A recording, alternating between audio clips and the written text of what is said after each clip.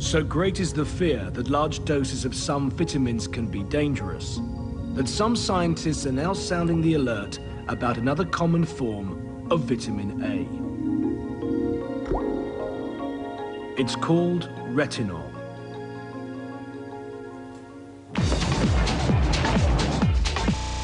Maddie Wolford is one of the many people who take this type of vitamin A supplement every day. She takes a high-strength pill containing nearly 3 times the recommended daily allowance.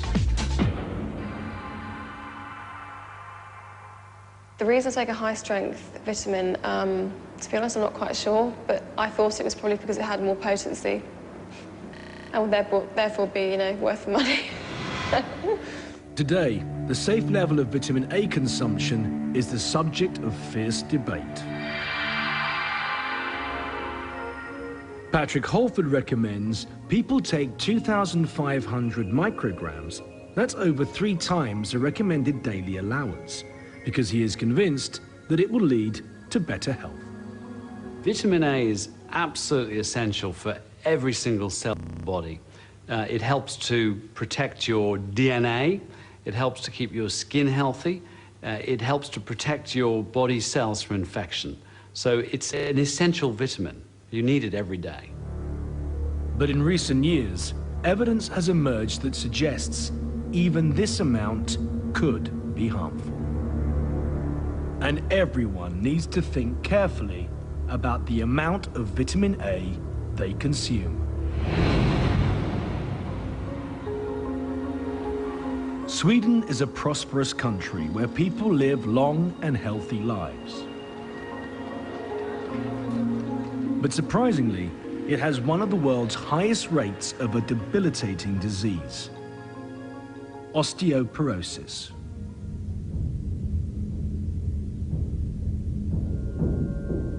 It most often affects women over 50. And this crippling condition gradually thins and weakens your bones, increasing the risk of fracture.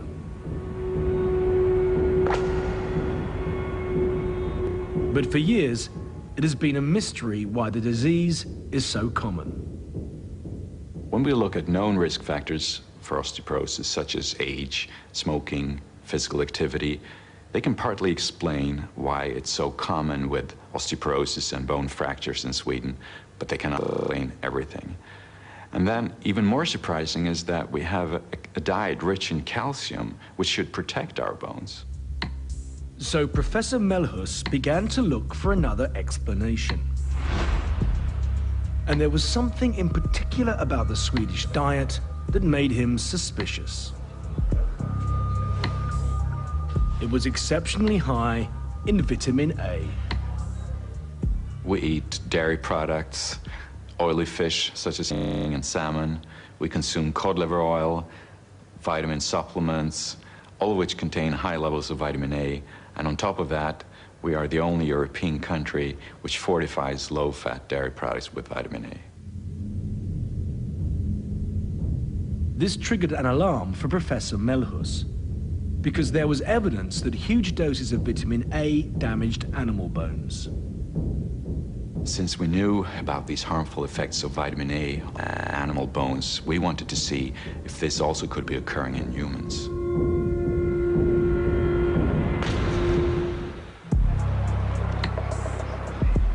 So Professor Melhus launched his own investigation.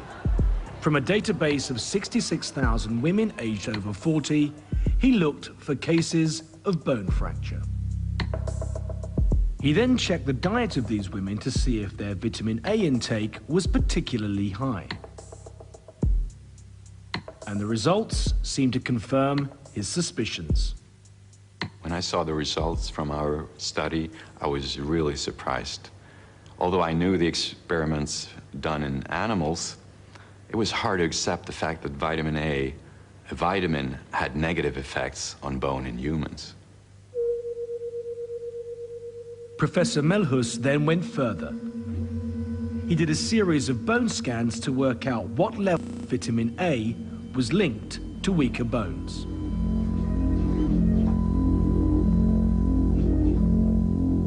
His results suggested that long-term consumption of even relatively small quantities of vitamin A were having a dramatic effect. What we saw was that a vitamin intake above 1.5 milligrams per day, which is approximately twice the recommended daily intake, there was a reduction in bone density about 10%, and the risk of hip fracture had doubled. If Professor Melhus was right, then the implications were staggering.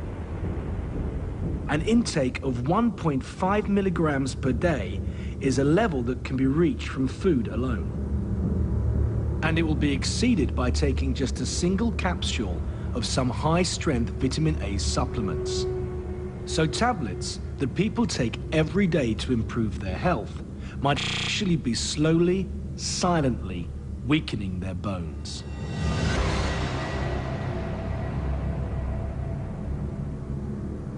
For Professor Melhus, the implication is clear. Based on our research, I think people should continue to eat a healthy, normal, balanced diet. But since supplements containing high levels of vitamin A may have adverse effects, I cannot recommend people to take them routinely. Professor Melhus has now done another study that suggests the same risk also applies to men. And since his original work, studies from America have supported his findings. But there has been some other research which has not found the same link. The evidence linking osteoporosis with relatively small amounts of vitamin A consumption, I'm not convinced.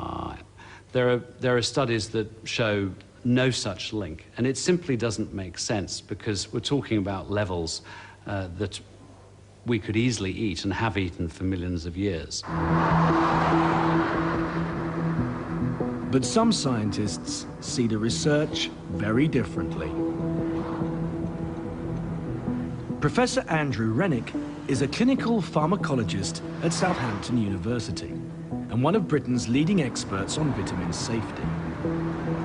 I'm concerned, although the evidence is not totally consistent, there have now been a number of studies showing a link, and I'm convinced that a high intake of vitamin A will give an increased risk of bone fracture. In 2003, the safety committee Professor Rennick was part of reported that they could not yet define a safe maximum intake of vitamin A. But they did find a warning. We evaluated all the data and concluded that an intake of more than 1,500 micrograms per day of vitamin A could be inappropriate, primarily because of an increased risk of bone fracture. Maddie Wolford has been taking a pill containing over 2,000 micrograms of vitamin A for more than a year. We asked Catherine Collins, chief dietitian at St George's Hospital in London, to analyse her diet and advise her what to do. What you can see from our dietary analysis is that you've actually got a very healthy diet. When we look at your vitamin A level, we can see that you're getting the full amount of vitamin A you need in your diet from your small amount of animal source and the rest of the fruits and vegetables that you eat. Right. What is of concern is the fact that you're taking a very high dose supplement of vitamin A. Oh, right. And at this level, there is a potential risk of you developing osteoporosis and fracture risk with long-term usage. Right.